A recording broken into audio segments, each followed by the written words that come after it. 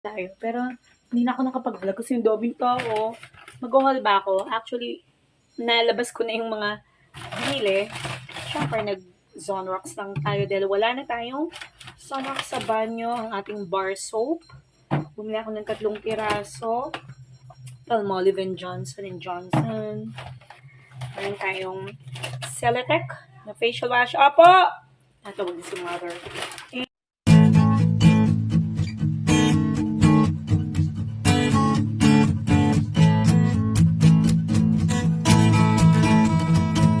Good morning! Happy Monday! Today is Monday, December 4. Ano tayong check saktong alas 8 ng umaga.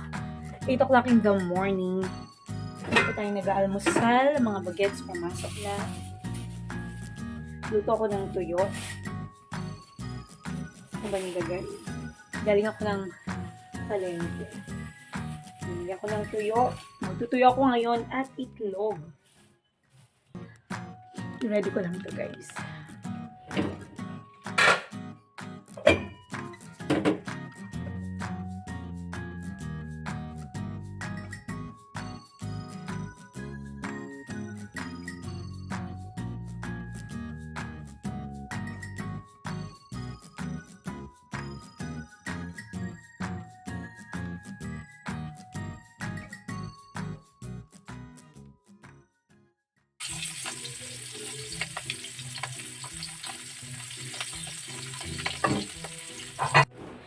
Tapos na tayo sa pagluluto.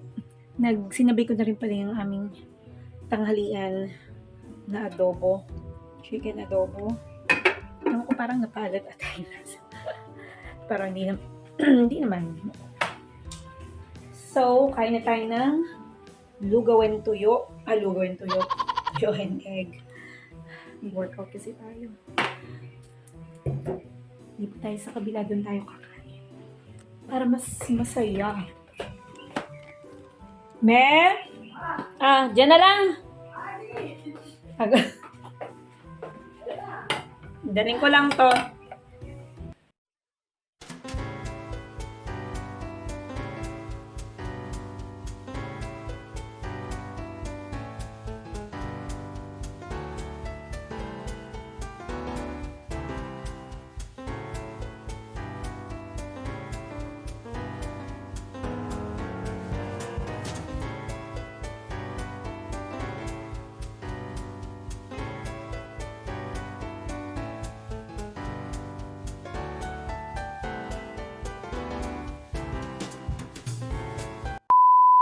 I'm back! Guys, time check tayo 3 na ng hapon. Galing nga pala ako sa mall. Nag-grocery tayo. Pero hindi na ako nakapag-vlog kasi yung dobing to ako. Mag-haul ba ako? Actually, nalabas ko na yung mga binili. Siyempre, nag-Zonrox lang tayo dahil wala na tayong Zonrox sa banyo, ang ating bar soap. Bumili ako ng 3 piraso. Palmolive and Johnson. Meron tayong Celatec na facial wash. Opo! Natawag si mother. And ang ating power liquid na Tide. Yan. Tayo ay maglalaba mga bukas. Siguro. Hindi natin. And ako hindi pa nagla-lunch. Super late lunch na to kasi merienda na. And ano pa ba? Nalabas ko na gardenia lang. Mabilis ang haul. At meron tayong non-fat milk na gusto ni Bunso. Yan. Gutom na ako. Nag-adobo ako kanina tanghali. Pero ngayon pa lang natin siya kakainin. Dairy cream na 1/4 lang. So, hindi naman kami masyadong nagpapalaman dito. And then meron tayong cheese na slices. So, Danes, try natin yan. And Lurpak, yung aking matagal nang minimiting butter. So, masarap yan. And ano ba, yun lang. Bumili rin ako ng battery kasi parang mahina na yung battery nung ating remote. So, binila natin. Then, itong ating bagay tatago na natin. Binila natin sa mother ng salad. Yan. So, meron tayong rice. Ano bang lunch na today? Oops, lagay muna natin siya dyan. Okay. Kuha tayo ng konting ulam. And, kain muna tayo. So, babalikan ko kayo mamaya. Kain muna tayo. Ganun ka. Pag hindi rin siya ganun ka. Init. 7 ano na. Mag-8 o'clock na. Hirap magtawag ng mga kakain. Kaya tayo, ano, ayaw natin mga batang makukulit. Minsan, maiinis ka talaga sa kanila. Kaya tayo, meron akong, cereal lang ako ngayong gabi. Ito, tikman ko yung lure pack na binili ko. Actually, matagal ko na ito na natikman. First time ko makatikim yan sa aeroplano.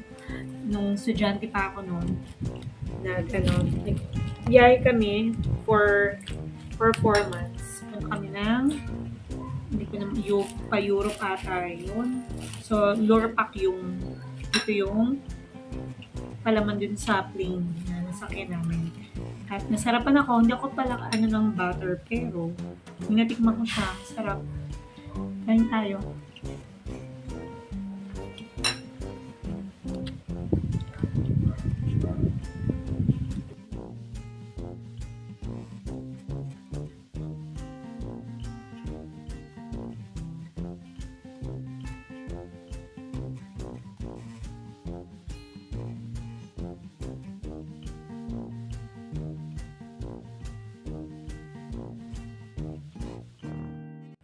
Good morning! Happy Wednesday!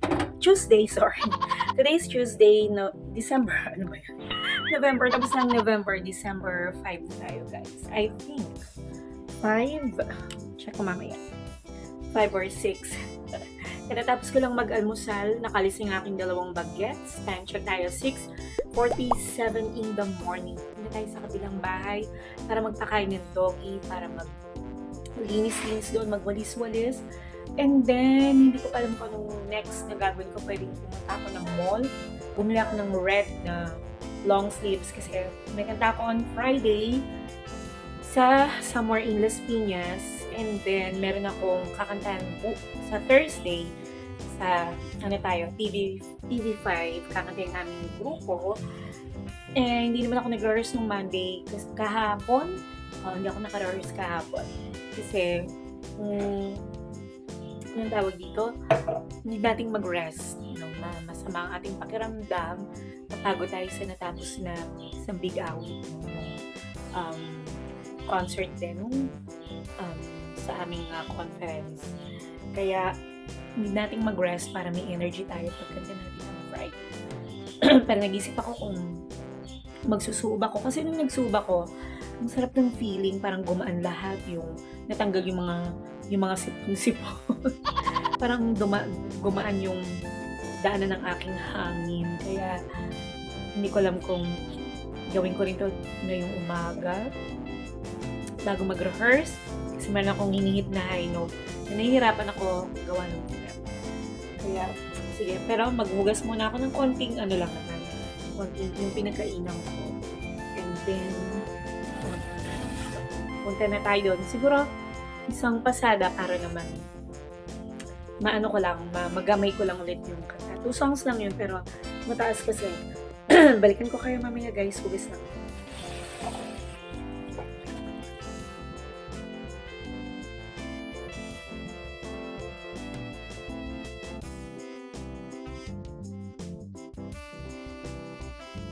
At tapos na naman ang ating isang araw na vlog, guys. Another fruitful and productive day.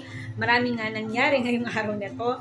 Nag-asikaso tayo ng mga bata, nagluto tayo ng nagluto. Ngayong araw na to, actually 2 days vlog yan. Nagluto, nag-asikaso ng bahay, naglinis. At syempre, sinamahan natin si Mother sa pagkain.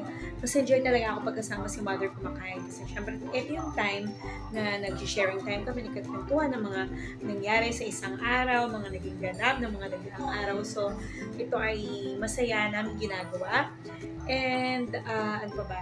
Naging happy talaga tayo at yun nga, productive at fruitful ang araw na to. So again, salute sa ating mga daddy, mommy, sa ating mga lolo, lola, tito, and tita na patuloy na nagtatrabaho at sumusuporta sa kanilang pamilya. Salute po sa inyong lahat. Naway patuloy kayong pagkabayan ng ating Panginoong Diyos. Ingat po kayo. A few moments later. Hello guys, magandang gabi tayo. Nagbabalik sa The Singing Mom TSM Slash. O ay nanay, ngayong gabi guys, isang verse from Proverbs 10:12. Gusto kong i-share sa inyo at ang sabi dito, hatred stirs up trouble, but love forgives all wrongs. It's usually pretty easy to pray for our family members and our friends. All you have to do is find the time. But when it comes to praying for people who have hurt us, mukhang ibang usapan na yata yun. Like it or not, guys, God says that we've got to pray for the folks we like and for the folks we don't like. Bakit? Well, maybe it's because God knows that He has already forgiven us. At naisip niya rin, it's about time for us to forgive them. Let's pray and ask God to help us and give us a forgiving heart this day and every day. Alright, so from Proverbs 10:12, hatred stirs up trouble, but love forgives all wrongs. Thank you guys for your time. Thank you for watching the Singing Mom TSM Slash. Boy, nanay, see you again tomorrow for another day of vlogging. Good night.